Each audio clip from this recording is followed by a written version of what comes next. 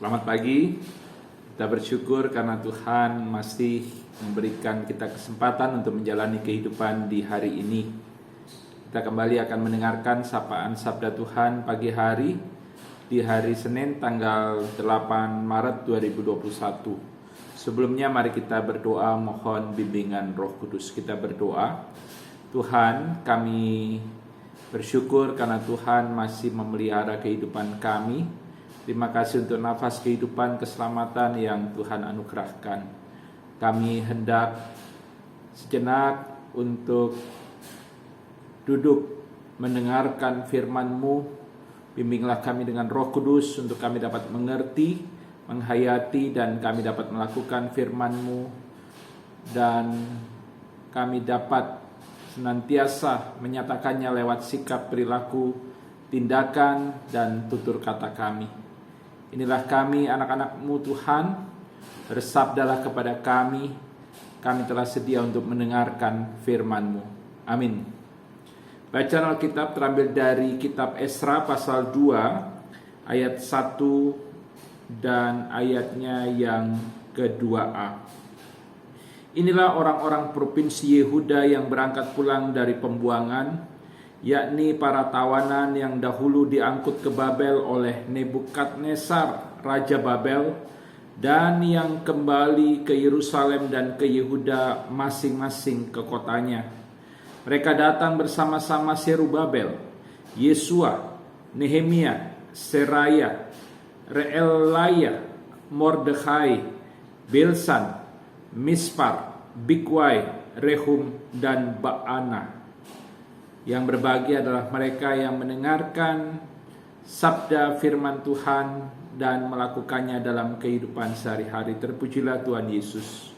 Saudara-saudara yang dikasihi oleh Tuhan, penantian panjang umat Allah, yaitu umat Israel Selatan atau Yehuda yang mengalami pembuangan ke Babilonia untuk kembali ke negeri mereka, akhirnya terwujud. Setelah 70 tahun mereka berada di pembuangan Babel karena dosa pemberontakan mereka terhadap Allah. Akhirnya Tuhan membebaskan dan menyelamatkan mereka. Dan yang menarik adalah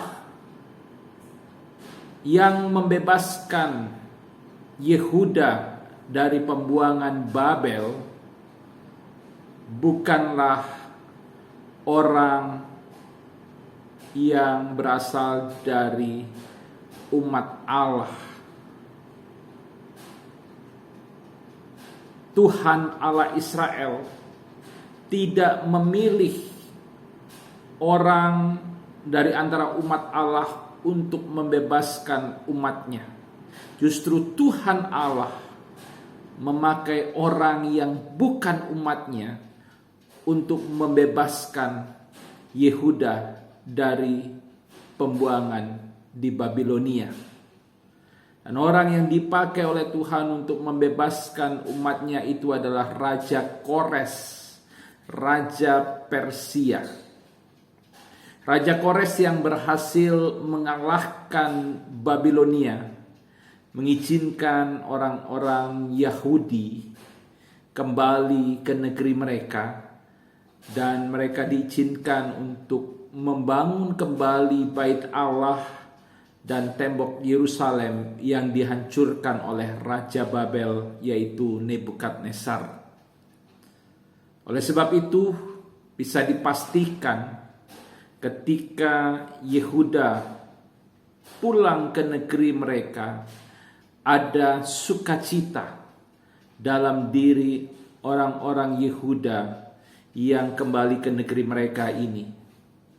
Walaupun secara de jure daerah provinsi Yehuda dan Yerusalem tetap akan menjadi daerah jajahan Persia, namun secara de facto Yehuda telah mengalami pembebasan dan kemerdekaan.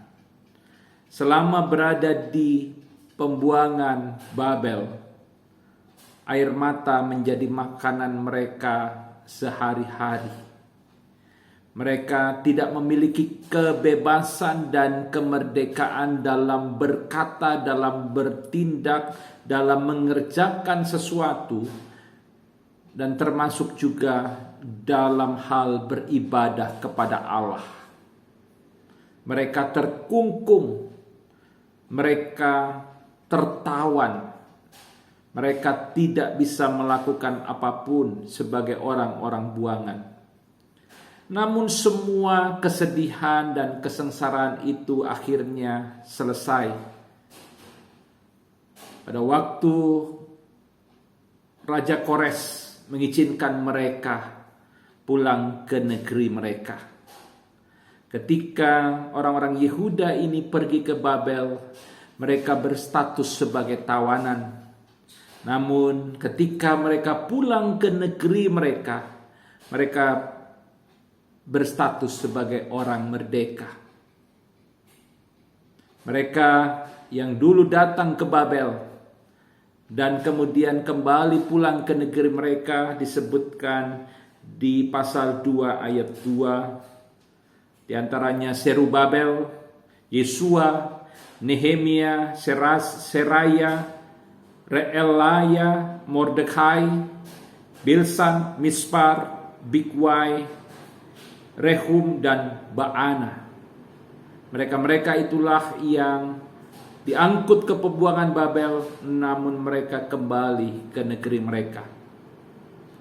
Ibu bapak dan saudara-saudara yang dikasihi oleh Tuhan, melalui peristiwa kembalinya Yehuda ke negeri mereka, kita melihat bahwa Tuhan dengan kuasa dan kasih-Nya memenuhi janjinya untuk membebaskan, memulihkan, dan menyelamatkan umat-Nya. Janji Tuhan itu bukan digenapi dalam 1 hari, atau 1 minggu, atau 1 tahun, atau 10 tahun. Tetapi janji Tuhan itu, janji pembebasan, pemulihan, dan penyelamatan umat-Nya itu digenapi setelah 70 tahun.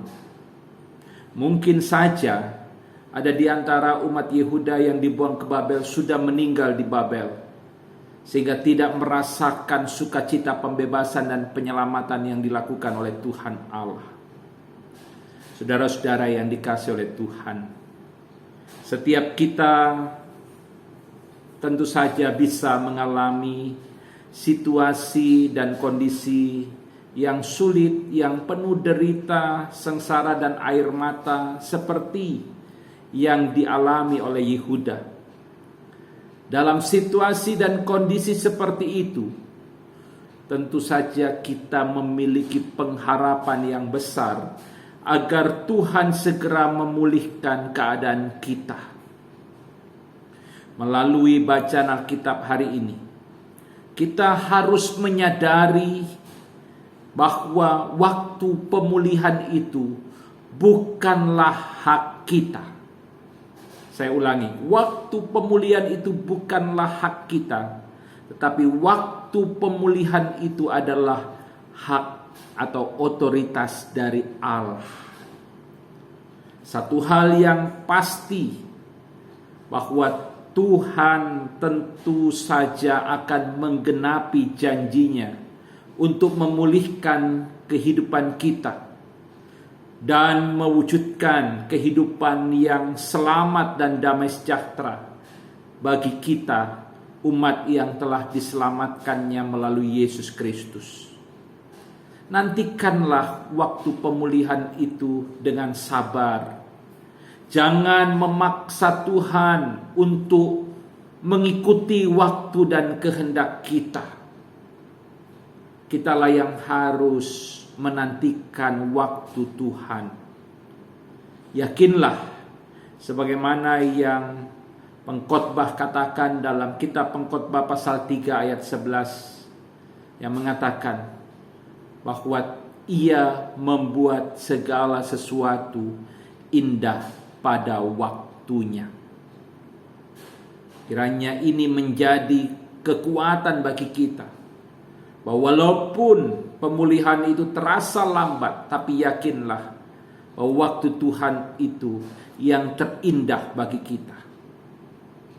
Dan seraya menanti waktu Tuhan yang memulihkan kehidupan kita, baiklah kita tetap hidup berdasarkan kehendak Tuhan Yesus Kristus, dan kita tetap mengerjakan tugas-tugas yang dipercayakannya kepada kita.